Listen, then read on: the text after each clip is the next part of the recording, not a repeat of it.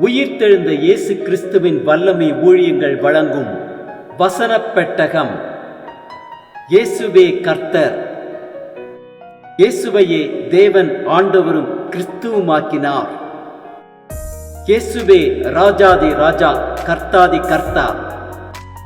கிறிஸ்துவே மரித்தோர் மேலும் ஜீவனுள்ளோர் மேலும் ஆண்டவர். கிறிஸ்துவே போதகரும் ஆண்டவருமாயிருக்கிறார். வசனப் பெட்டகத்தின் இன்றைய தின கருப்பொருள்: தெரிந்து கொள்ளப்பட்டவர்கள்.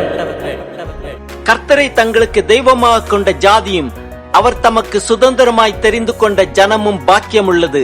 தெரிந்து கொள்ளப்பட்டவர்களை குறித்ததான வேத வசனங்களை பார்க்கலாம். உபாகமம் 14:2 வாசிக்கிறோம்: நீங்கள் உங்கள் தேவனாகிய கர்த்தருக்கு பரிசுத்தமான ஜனங்கள், பூமியின் மீதெங்குமுள்ள எல்லா ஜனங்களிலும் உங்களையே கர்த்தர் தமக்கு சொந்த ஜனங்களாயிருக்க தெரிந்து கொண்டார்.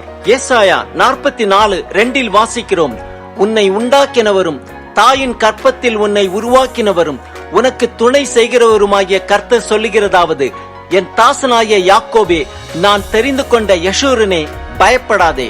ஏசாயா 45:4 வாசிக்கிறோம்: வெண்கல கதவுகளை உடைத்து இருப்பு தாழ்பாள்களை முறித்து அந்தகாரத்தில் இருக்கிற பொக்கிஷங்களையும் ஒளிப்பிடத்தில் இருக்கிற புதையல்களையும் உனக்கு கொடுப்பேன். நான் என் தாசனாகிய யாக்கோபி நிமித்தமும் நான் தெரிந்து கொண்ட இஸ்ரவேலின் நிமித்தமும் நான் உன்னை பெயர் சொல்லி அழைத்து நீ என்னை அறியாதிருந்தும் உனக்கு நாமம் தரித்தேன்.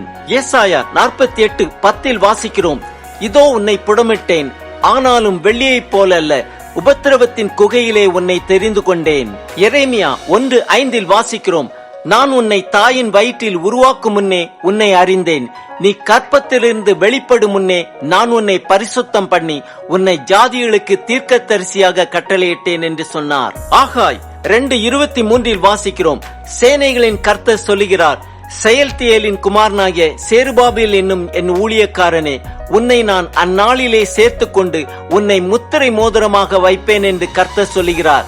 நான் உன்னை தெரிந்து கொண்டேன் என்று சேனைகளின் கர்த்தர் உரைக்கிறார் என்று சொல்கின்றார். மத்தேயு 20:16 வாசிக்கிறோம்: இவ்விதமாக பிந்தினோர் முந்தினோராயும் முந்தினோர் பிந்தினோராயும் இருப்பார்கள், அழைக்கப்பட்டவர்கள் அநேகர், தெரிந்து கொள்ளப்பட்டவர்களோ சிலர் என்றார். மத்தேயு 12:18 வாசிக்கிறோம்: இதோ நான் தெரிந்து கொண்ட என்னுடைய தாசன், என் ஆத்மாவுக்கு பிரியமாயிருக்கிற என்னுடைய நேசன், என் ஆவியை அவர் மேல் அமர பண்ணுவேன், அவர் புறஜாதியாருக்கு நியாயத்தை அறிவிப்பார்.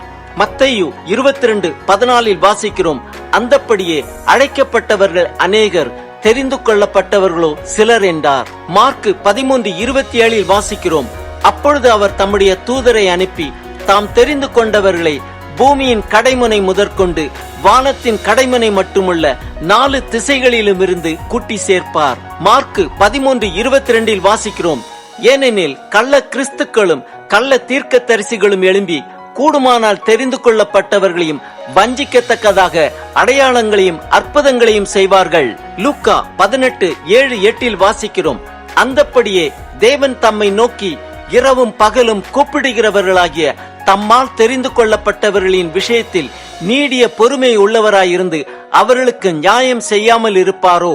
சீக்கிரத்திலே அவர்களுக்கு நியாயம் செய்வார் என்று உங்களுக்கு சொல்லுகிறேன்.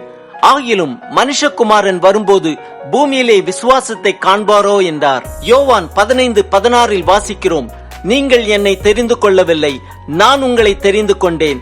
நீங்கள் என் நாமத்தினாலே பிதாவை கேட்டுக்கொள்வது எதுவோ அதை அவர் உங்களுக்கு கொடுக்கத்தக்கதாக நீங்கள் போய் கனி கொடுக்கும்படிக்கும் உங்கள் கனி நிலைத்திருக்கும்படிக்கும் நான் உங்களை ஏற்படுத்தினேன்.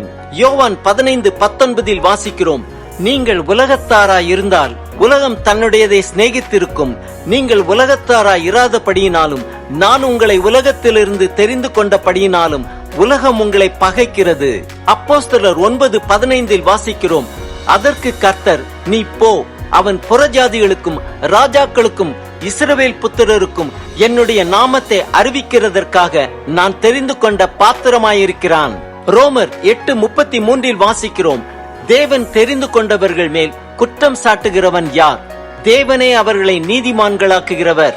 ரோமர் 8:28 வாசிக்கிறோம்: அன்றியும் அவருடைய தீர்மானத்தின்படி அழைக்கப்பட்டவர்களாய் தேவனிடத்தில் அன்பு கூறுகிறவர்களுக்கு சகலமும் நன்மைக்கு ஏதுவாக நடக்கிறது என்று அறிந்திருக்கிறோம்.